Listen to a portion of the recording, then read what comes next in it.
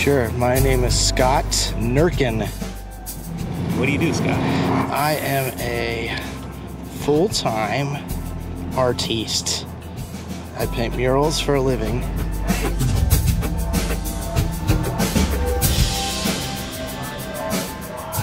I got the best job in the world. I actually really like my work. Well, yeah, I travel.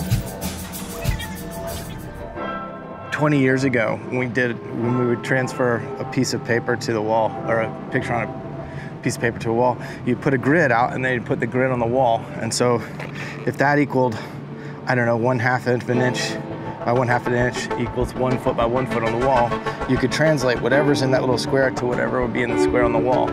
So it just makes it a lot bigger.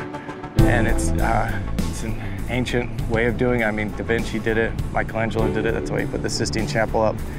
But in recent times, some really smart person figured out that you can do a thing called like a squiggle grid, which is where you do a bunch of different marks on the wall. And I mean, you can do it however you want. You could write a whole poem on the wall, and that would effectively work as your grid, because you use the placement on the wall when you transfer the image over. Like I'll take an image of Ninth Wonder and put it over the wall, the image on a computer, and then reduce the opacity on it. And so I can sort of see how it lines up where his eyes and his nose and his mouth might be in correspondence to the squiggles on the wall.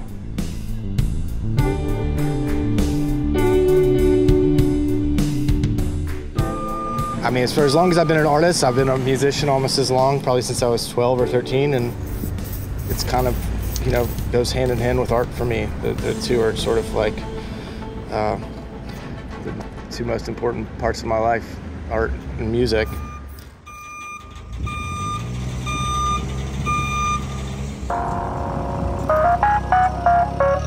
Showcasing these amazing homegrown talents that, I mean, the amount of people that don't know the Ninth Wonder is from Winston-Salem, or don't even know who Ninth Wonder is, now hopefully this will kind of shed some light on him, who you've probably heard his music before and didn't even know it, given that he's worked with Kanye West and Kendrick Lamar and Drake, and he's one of the most famous hip-hop producers of all time, and he's from this town of Winston-Salem, born and raised.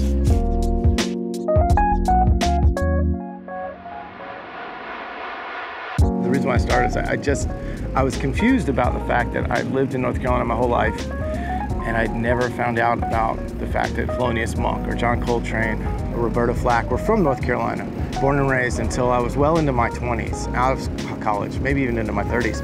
And it just blew me away that these amazing musicians, not even like, I mean, the best of their fields, like the trailblazers, the ones that invented music that people came after and tried to mimic and copy, we're all from our wonderful state.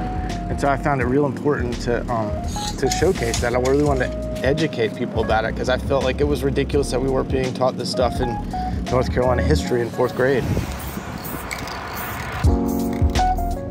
When do you put the last stroke of paint on the canvas? And I don't know if there's a real answer, because I guess you can always add more and more. So there you go, that's a good answer. So you've kind of helped me arrive at it. So trying to figure out when to quit. Which I don't know if I even know the answer to that. I mean, if I had the time and money, I could spend another 2 weeks on this mural, but you know, obviously I can't. But I don't know. Try and get to a point where you feel like confident enough in how it comes across. I guess the takeaway is just I want people to recognize these musicians who are just as important as, you know, freaking Sir Walter Raleigh or Alexander K. Polk or whoever else we learn about that somehow impacted North Carolina's history. I think these people have done just as much, if not infinitely more, on a much larger degree now in 2023. So.